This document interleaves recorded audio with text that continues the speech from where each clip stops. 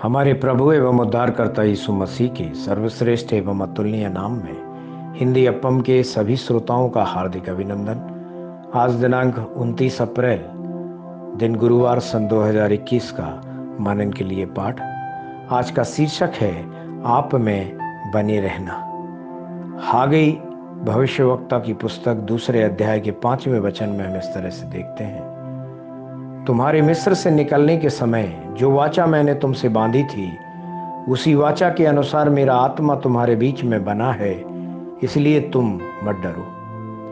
आज जो पवित्र आत्मा आपके बीच में है, यह प्रतिज्ञा है जो परमेश्वर ने हागई भविष्यवक्ता के द्वारा उस दिन इस्राएलियों को दी, आज आपको देते हैं। जब पवित्र आत्मा आप में बसता है तो आपको यह एहसास होता है कि प्रभुओं के प्रभु मनुष्यों के बीच में निवास करते हैं।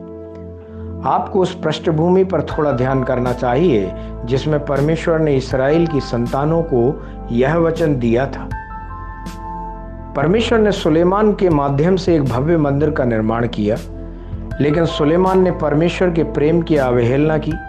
परमेश्वर की ओर ध्यान न देकर अन्य देवी देवताओं जैसे अस्तरोत, कामोश, मोलेक नामक घृणित देवताओं के सामने घुटने टेके। ऐसा पहला राजा की पुस्तक 11वें अध्याय के 5वें और 7वें वचन में लिखा है। इसके अलावा लोग सुलेमान के बाद मूर्ति पूजा भी करने लगे। वे जीवित परमेश्वर के प्रेम से दूर हो गए। परमेश्वर का मंदिर महज परंपरा और संस्कारों की औपचारिकता को पूर्ण करने के लिए एक स्थल बनकर रह गया। इसलिए परमेश्वर ने दुखी होकर इस्राएलियों के खिलाफ बाबुल के राजा को उठाया। नबूकदनेस्सर ने आकर सुलेमान द्वारा बनाए गए मंदिर को पूरी तरह से ध्वस्त कर दिया। वे दिन आए जब इस्राएल की संतानें बेबीलोन की कैद से लौटी। परमेश्वर ने फिर से उस मंदिर का निर्माण करने के लिए अपने दिल में जरुब्बाबेल को तैयार किया। परमेश्वर ने एजरा याजक को, राजा के प्याऊ नहेमिया को इस हेतु उठाया। हागई ने भविष्यवाणी की और उन्हें प्रोत्साहित करता रहा। जरुब्बाबेल द्वारा रखी गई नींव के बाद 14 साल बीत गए, लेकिन कोई प्रगति नहीं हुई,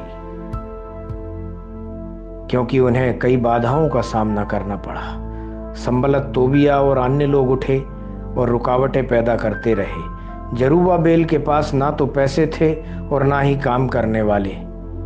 इसी तरह सालों बीत गए। परमेश्वर ने अपने थके हुए बच्चों को मजबूत करने की इच्छा व्यक्त की। इसलिए उन्होंने प्रेम से यह कहते हुए वायदा किया, तुम्हारे मिस्र से निकलने के समय जो वाचा मैंने तुमसे बांधी थी, उसी वाचा के अनुसार मेरा आत्मा तुम्हारे बीच में बना है, इसलिए तुम मत डरो। हागई 2 अध्याय का 5वां वचन।